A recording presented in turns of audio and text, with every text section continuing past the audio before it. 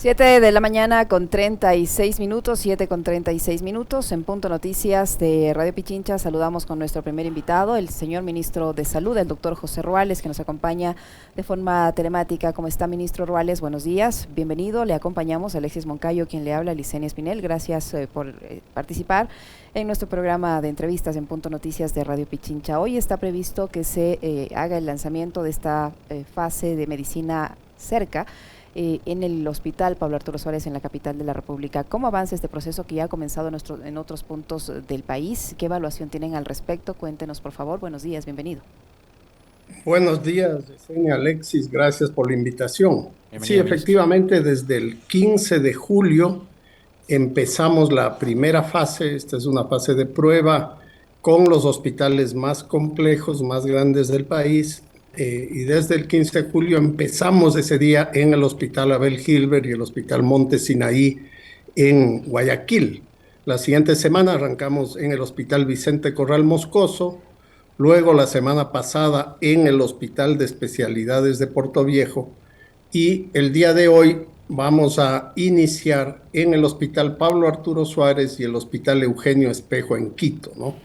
¿Cómo nos ha ido? Yo creo que ha ido bastante bien esta primera fase. Hemos entregado, a pesar de que hay hospitales como Portoviejo, que apenas tiene 3, 4 días, y los de Guayaquil ya van a cumplir las 3 semanas, tenemos una entrega de alrededor de 13,000 recetas emitidas por este sistema. En los sistemas estamos entregando alrededor de 500, entre 450 y 500 recetas diarias en cada hospital, pero estas son especialmente recetas para medicamentos de consulta externa de pacientes crónicos, medicamentos más comunes, como por ejemplo los medicamentos para la hipertensión, para la diabetes, que se entregan para un periodo de un mes o para periodos de hasta 3 meses, dependiendo de la siguiente consulta que tiene el paciente, ¿no?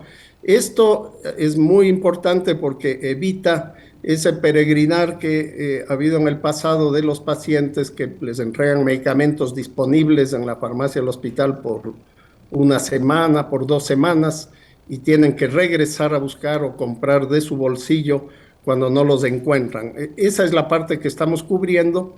Lo estamos haciendo en los hospitales más grandes, que son además los que tienen más medicamentos que recetan en la consulta externa, ¿no? La próxima semana haremos la evaluación de la primera fase. Ha funcionado bastante bien. Estos hospitales tienen diversos sistemas de historia clínica electrónica. Allí es donde se emiten las recetas para estos pacientes. Van a la farmacia del hospital. Los medicamentos disponibles en el hospital se entregan en el hospital y los que están disponibles en la farmacia externa se les emite, se le imprime en la farmacia del hospital una receta electrónica por cada medicamento. Cada medicamento, por decir, le dan losartán 30 para todo el mes. Ese medicamento tiene un código de barras y además las indicaciones, el farmacéutico, el químico farmacéutico del hospital hace todo el trabajo de capacitación, de explicación de la receta, los efectos adversos, lo que le corresponde, y luego una persona durante esta fase está acompañando a los pacientes a una de las farmacias que tenemos. En este momento tenemos 282 farmacias habilitadas, tenemos 1,100 farmacias ya calificadas y ya están dentro del convenio 282 pertenecientes a 6 cadenas, a Econofarm, cuya marca es Sana Sana, a Difare, cuya marca es Cruz Azul, a Farmenlace, que corresponde a las farmacias económicas, a Farmamía, al grupo Uskokovic y a Remate Chimbo Alvarado Miguel, que son, algunas son cadenas de farmacias, otras son farmacias locales, como por ejemplo la farmacia San Gregorio en Portoviejo, en Manabí, etcétera, ¿no? Una vez que llegue el paciente a alguna de estas farmacias, pueden estar cerca del hospital o cerca de su casa, ¿no? Entrega la receta electrónica, la farmacia hace la lectura del código de barras y entrega todos los medicamentos. El paciente firma, recibe, constata que ha recibido con su cédula, que también tiene un código de barras, y de esa manera se cancela, digamos, se bloquea la receta para no poder ser utilizada. El paciente puede usar en 3 días, en 72 horas desde emitida la receta, y una vez que esto ha ocurrido, por ejemplo, si le dieron para 3 meses, es una sola receta con 3 códigos de barras, ¿no? El uno estará válido, por decir algo, de el 4 al 7 de agosto, el otro código del 4 al 7 de septiembre, el otro del 4 al 7 de octubre. Una vez que termina, regresa al hospital a los 3 meses y ya no tiene que estar volviendo. Esto hace que al hacer el despacho de la receta en la farmacia, y automáticamente sube esa información a nuestro sistema y nos informa que la receta ha sido despachada y vamos acumulando las facturas que a su vez produce la cadena de farmacias en su sistema, y al final de mes tenemos 3 semanas para pagar las recetas que se vencen cada mes a través de este sistema. De tal manera tenemos un doble control y solamente pagamos una factura por cadena de farmacias. Es decir, si una farmacia tiene ya en este momento 60 farmacias la cadena, todas las recetas emitidas en esa cadena de farmacias se acumulan y nos presentan una sola factura. Eso facilita mucho, primero el control, porque es un control electrónico doble, y segundo el pago, porque se hace un procedimiento de pago para cada cadena, ¿no? Ministro.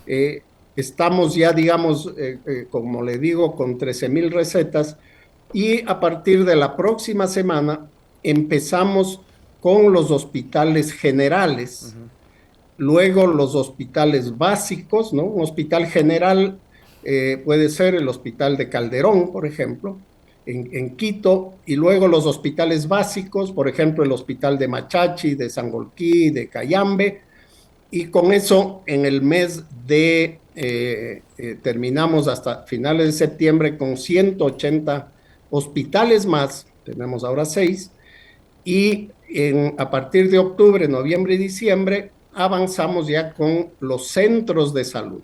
La gran diferencia es que los hospitales actuales pueden requerir 180, 200 medicamentos en su consulta externa porque son de especialidades.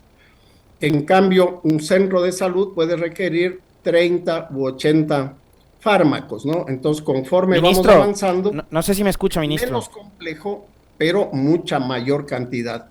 La única condición es que existe una farmacia en el pueblo, en la localidad, y haya conectividad de internet. Caso contrario, seguiremos dispensando los medicamentos desde el centro de salud o el hospital. Ministro, ¿cómo está? Buenos días. ¿Sí me escucha? Sí, Alexis, bueno, un gusto saludarle primero. A ver, ahí me surgen dos inquietudes. La primera, este acceso a medicina a través de la externalización de las farmacias. Primero, la aclaración, ¿va a ser absolutamente gratis para los usuarios? Y lo segundo es, ¿qué pasa si se empiezan a disparar las compras a través de farmacias externas, privadas? ¿Esto no puede generar algún tipo de desbalance o desequilibrio en las finanzas del Ministerio de Salud? No, esto está de una forma definitiva, planificado en cuál puede ser el mayor impacto que tiene en base a las consultas médicas que realizamos y al costo de esas recetas, ¿no?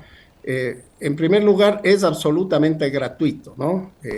Tiene que entregarle un medicamento que dice que es gratuito, que no se puede vender, y la farmacia no puede, ni debe, ni tiene que cobrarle al paciente. Esto está pagado por el ministerio el momento en que se lee el código de barras, ¿no?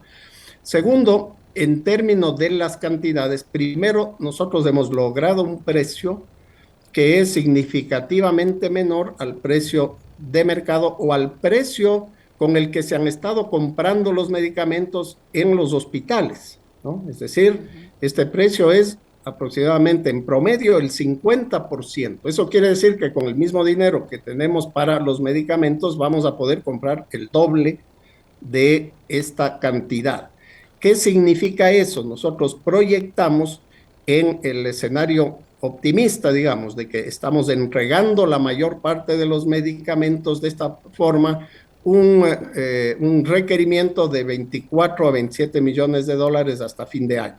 Eso ya está presupuestado, está asignado el fondo y no tenemos problemas para cubrir esos medicamentos.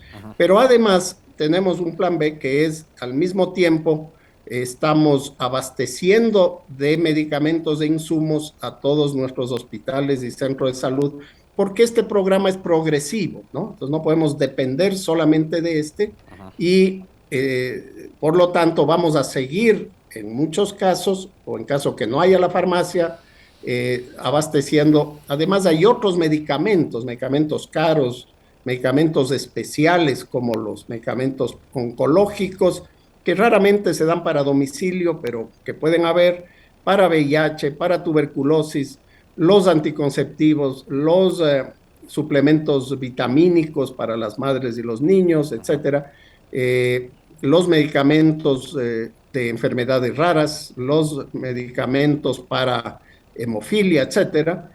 Todos esos se continuarán entregando en la farmacia del hospital o del centro de salud. Esos no se externalizan porque las compras las hace el ministerio a nivel internacional, por ejemplo. Entonces eso no se entrega a las farmacias, se mantiene en la farmacia del hospital o del centro de salud.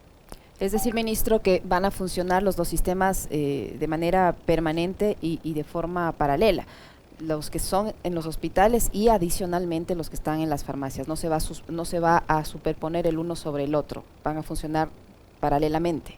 No se ha pensado en que los hospitales dejen de dar medicinas y dedicar este trabajo solo a las farmacias, sino que en ambos casos van a seguir funcionando. Sí, porque ustedes recuerden que el hospital tiene unos servicios ambulatorios de consulta externa y tiene unos servicios de internación, es decir, pacientes encamados, ¿no? Toda la parte de internación se mantiene en la farmacia hospitalaria, eso se entrega en la cama, se entrega en la habitación del paciente, eso no se externaliza, ¿no? Se externalizan una parte de los medicamentos de consulta externa, los más frecuentes, especialmente los crónicos.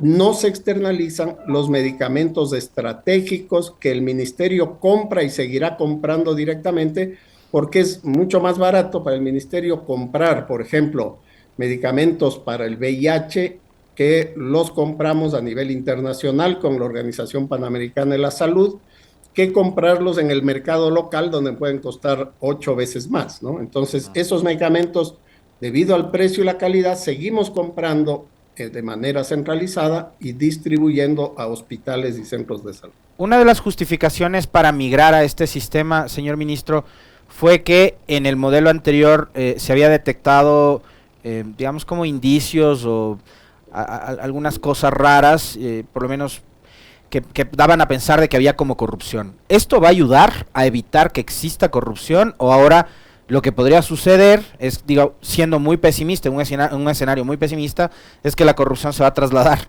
al sector privado? No ha habido indicios, Alexis, ha habido evidencias de corrupción, ha habido denuncias, hay personas presas por este sentido, se han identificado tramas delincuenciales, ¿no? Y eso es lo que queremos evitar y lo que evita el sistema. La idea es que el 80% de los medicamentos ya no tenga discrecionalidad, ya no haya como negociar directamente por el director del hospital, el coordinador zonal, con las empresas distribuidoras, que muchas veces se crearon empresas intermediarias que compraban, acaparaban medicamentos y luego le vendían a precios más caros a los hospitales. No había compra directa de los productores, de los laboratorios farmacéuticos, ¿no? Nosotros queremos que el 80% de los fármacos, que van a ser alrededor de 684 medicamentos, de un total de 900 que tenemos en el cuadro básico, no todos se entregan en todos los hospitales, ¿no? Hay algunos muy específicos para cáncer, para hospitales pediátricos, etcétera, ¿no? Pero estamos trabajando para que esos medicamentos se entreguen de dos maneras. La una es a través de compra por catálogo. Estamos catalogando por primera vez el 80% de los medicamentos. Se había logrado catalogar alguna vez 140, ¿no? Nosotros vamos ya en 200 y hasta fin de año tenemos que llegar a 684. ¿Qué significa esto? Que todos los medicamentos hemos elaborado una ficha técnica y el CERCOP los ha subido a su sistema de tienda electrónica y ya tiene una subasta inversa, es decir, una puja a la baja, y tiene ya un precio y un proveedor para ese medicamento por 2 años, ¿no? O tiene varios proveedores, dependiendo de la complejidad, para que solamente se puede comprar a ese proveedor y a ese precio. Es como Amazon, ¿no? Usted entra a la tienda electrónica, les invito, entren a la tienda electrónica del CERCOP, y ahí está ya, por ejemplo, el salbutamol, ¿no? Entonces, el hospital tiene un código con su presupuesto, puede bajar eso y comprar 2,000 aplicadores de salbutamol, por ejemplo, y le tienen que entregar a partir de los 15 días. Es decir, este primer proceso dura 72 horas y luego tenemos 15 días. Es decir, en máximo 20 días tenemos el producto, dependiendo de la disponibilidad. Y actualmente un proceso de compra pública en el Estado puede llevar 3 meses, ¿no? Por lo menos, siguiendo los procesos de estudios de mercado, precontractuales, contractuales, etcétera. Entonces, la idea es que esto ya evita cualquier pillería porque ya no pueden determinar o negociar un precio. El otro, que es la externalización, también tiene definido el precio, tiene definido el margen de ganancia y el pago. Pero al pagar precios de mercado, ¿no están beneficiándose las farmacéuticas, señor ministro? O sea, porque cuando se hace subasta inversa en las pujas, se elige la oferta más conveniente para el Estado. Acá, en cambio, van a terminar pagando el valor que en el mercado esté establecido por las leyes del mercado. No funciona, la subasta no funciona con un precio abierto, sino con un precio referencial, ¿no? Previamente el CERCOP realiza un estudio de precios de mercado en el país y a nivel internacional, y con ese define cuál es el precio factible de venta en el mercado más bajo, ¿no?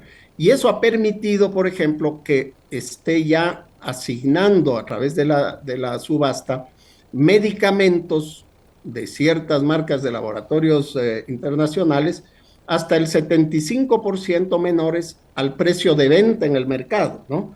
Entonces, la idea es que si abrimos nosotros un mercado público grande por economía de mercado, es un mercado primero seguro, grande, que no es para el Ministerio de Salud solamente. El mismo mecanismo debe aplicarlo obligatoriamente el IES, la Sanidad Militar, la Policía, los sistemas de salud públicos, los municipios que tienen estos, y por lo tanto ya hay una porción del mercado público que está regulada y hay reglas de juego claras. No es que se establece en ese momento un precio sobre el cual los vendedores puedan entre sí, por ejemplo, ponerse de acuerdo para definir, todos establezcamos ese precio. Eso ocurre en las subastas o en las negociaciones que se estaban dando abiertas a nivel local, y es verdad, ahí se puede conseguir un precio en Macas y otro precio en Quito. Algunos tienen lógica por el tamaño, es decir, Macas compra 10, Quito compra 100,000, y por lo tanto, por esa economía. Pero en este caso, ya todo está regulado porque es una sola oferta para el nivel nacional. Ministro, en lo que se refiere estrictamente al abastecimiento de medicamentos en los hospitales públicos, ¿cómo va este proceso? Hace poco se anunció que se iba a comprar cierto número de medicinas para terminar con este sufrimiento que tienen los pacientes que van a los hospitales y que no encuentran la medicación en términos generales, ¿no? Pero en particular para las personas con enfermedades catastróficas. ¿Cómo está este proceso? ¿Ya tienen medicinas los hospitales para todo el tipo de dolencias y para las enfermedades catastróficas? Sí, en el Ministerio de Salud ya empezamos a recibir desde la semana pasada la compra de medicamentos, hemos hecho al momento 851 órdenes de compra para los fármacos catalogados. Empezamos con 168 medicamentos, ahora estamos ya en 182 medicamentos de catálogo. Entonces, de esta manera, a través del mecanismo que les conté antes, empezamos a recibir, y ya desde la semana pasada, esta parte de los medicamentos se está distribuyendo en todo el país, en hospitales, centros de salud, y ya la población está empezando a sentir esto en los establecimientos del Ministerio de Salud. A partir de esta semana, del día lunes, empezamos a recibir los medicamentos de 50 contratos que se generaron a través de adjudicaciones por la primera parte de la emergencia. Estos medicamentos deben, de acuerdo a la norma, tienen que ser entregados hasta el 20 o 21 de agosto, pero como son medicamentos de corta entrega y de oferta rápida, porque tenían que entregar en 48 horas las ofertas, son los medicamentos que las empresas tenían en stock en ese momento. Es decir, no se compran por emergencia medicamentos que se tengan que importar, por ejemplo, porque no hay el periodo, ¿no? De los 60 días ya vamos 40. Entonces, de estos 40, el 1 de agosto empezamos a recibir, en el caso de los 851 órdenes de compra, se hicieron en las coordinaciones zonales, en las 9 coordinaciones. En cambio, los 50 contratos de emergencia se hicieron centralizadamente, los recibimos en nuestra bodega, pero esta es una bodega de paso, en realidad es un sitio en donde llegan las empresas, entregan e inmediatamente se distribuyen en los camiones o camionetas de las coordinaciones zonales y los llevan directamente para ser distribuidos. A partir del lunes de la próxima semana, esperamos empezar a recibir durante la próxima semana los dispositivos médicos, ¿no? Que ya son jeringas, hilos de suturas, batas, etcétera, que también se están comprando por emergencia, ¿no? Pero al mismo tiempo hemos avanzado ya con otro mecanismo en la compra de los medicamentos oncológicos, ¿no? Nosotros tenemos 11 servicios de oncología en 11 hospitales del ministerio, se les asignó el recurso, esos los compran, son medicamentos especiales cada hospital, y también hemos avanzado en un 90% en la compra de medicamentos judicializados, especialmente para enfermedades raras, ¿no?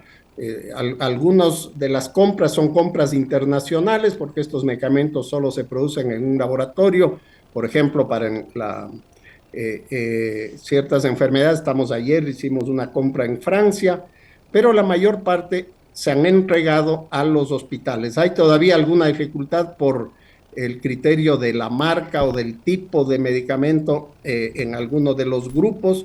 Hemos suplido ya, cuando llegamos había 50% de falta de abastecimiento en los medicamentos para los pacientes con hemofilia, ¿no?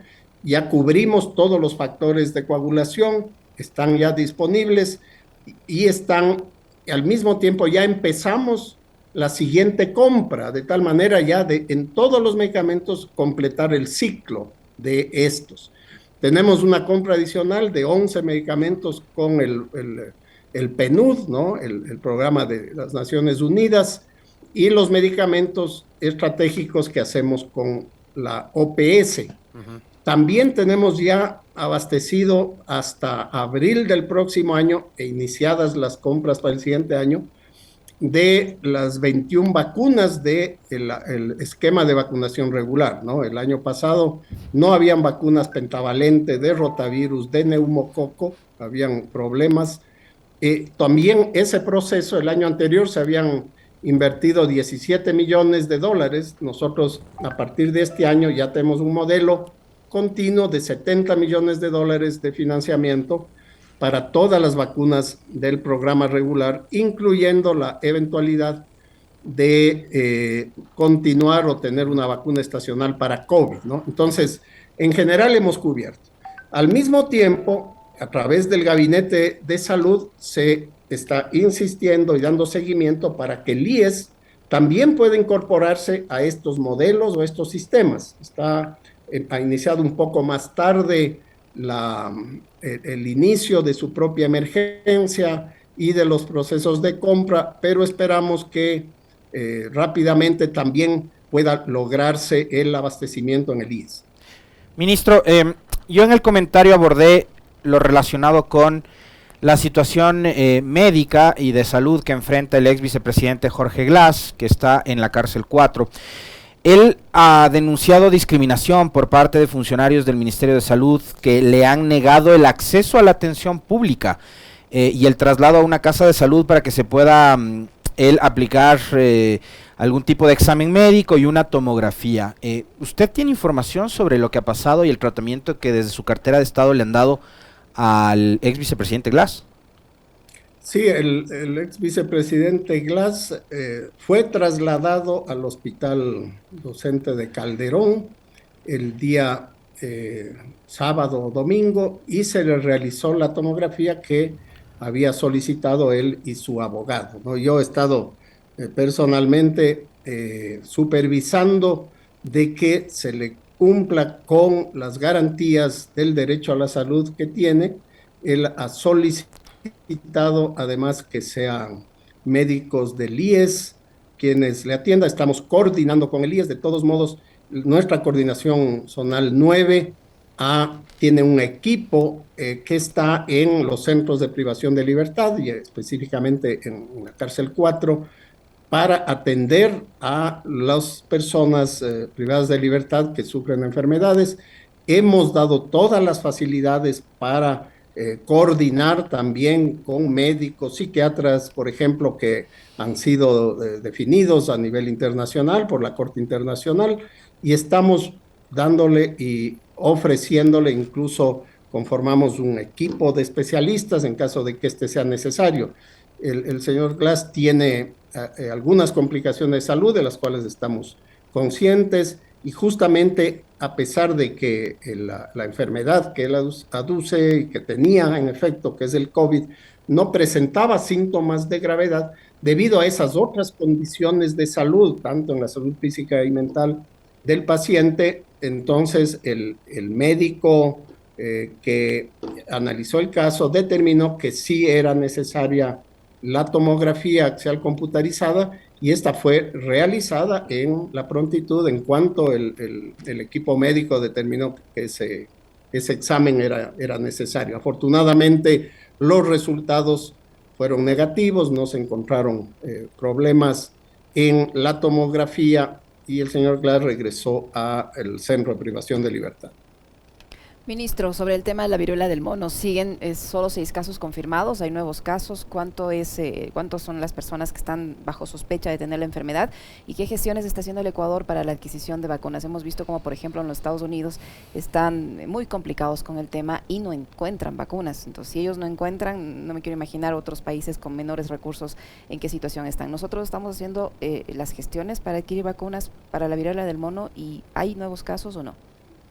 No tenemos nuevos casos, tenemos hasta el momento 6 casos. Todos los casos tienen como contacto, como origen, un contacto con un turista, un viajero, o son casos que que viajaron desde otros países y que desarrollaron los síntomas al llegar al país. Todos los casos están estables. Tenemos un paciente hospitalizado en Guayaquil por complicaciones de otra enfermedad añadida que ya traía, ¿no? Incluso ingresó por otra enfermedad y se le diagnosticó una vez ingresado al hospital, ¿no? Por los síntomas que tenía. En todos los casos hemos desarrollado todas las medidas que define la Organización Mundial de la Salud, ¿no? Tenemos alerta en el laboratorio, tenemos suficientes pruebas diagnósticas.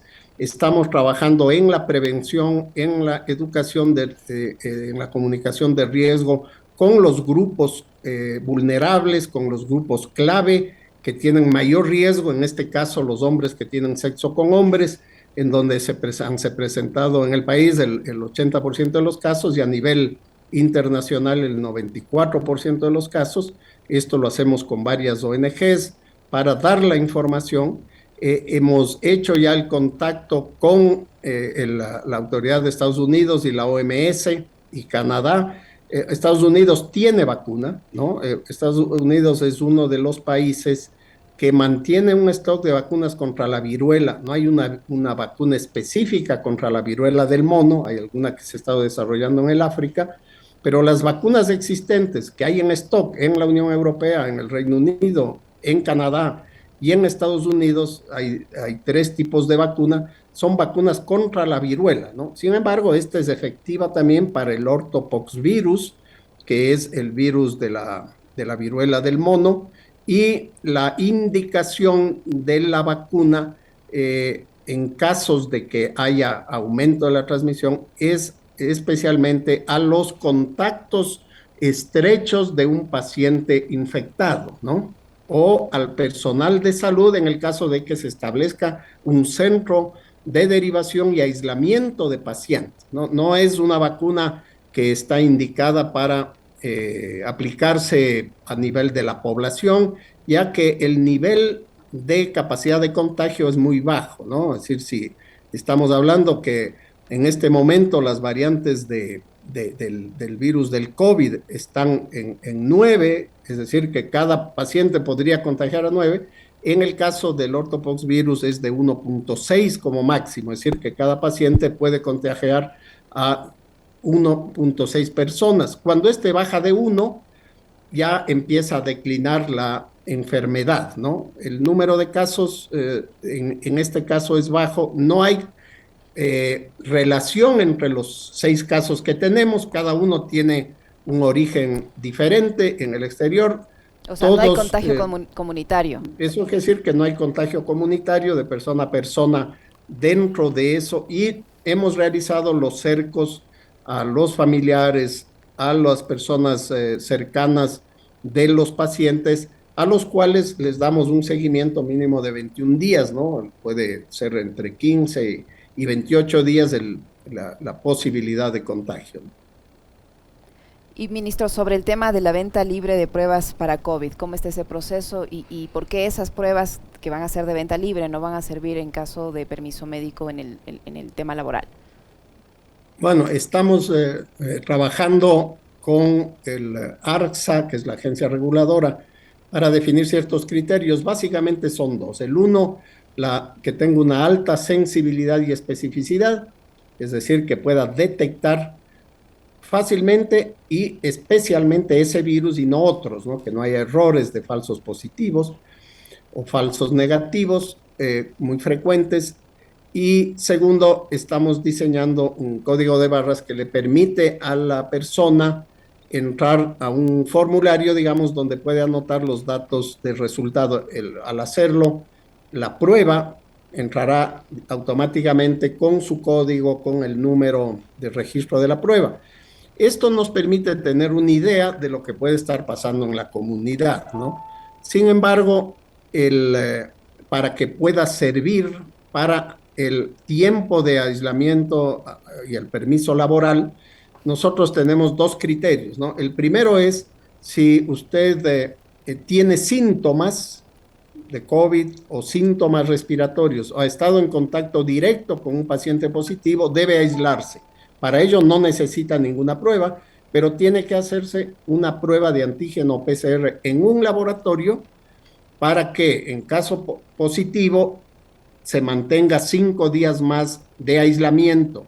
Ese periodo, que pueden ser de 5, 6, 7 días, es lo que está autorizado, más los días adicionales si se mantiene la fiebre de 24 horas.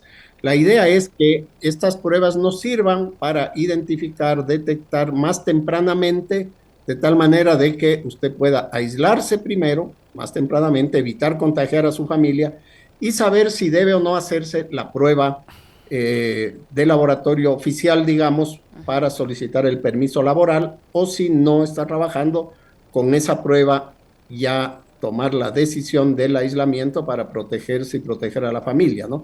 Como no es una prueba que esté estandarizada, es decir, puede haber un problema en la toma de la muestra, puede haber problema en la manipulación, porque todas las personas no son expertas, entonces no podemos asegurar que esa prueba en realidad fue positiva, y en esos casos, sin embargo, estamos ayudando para reducir el número de personas que están en incertidumbre y no saben si aislarse o no. ¿Y estas pruebas se van a vender también en cualquier farmacia?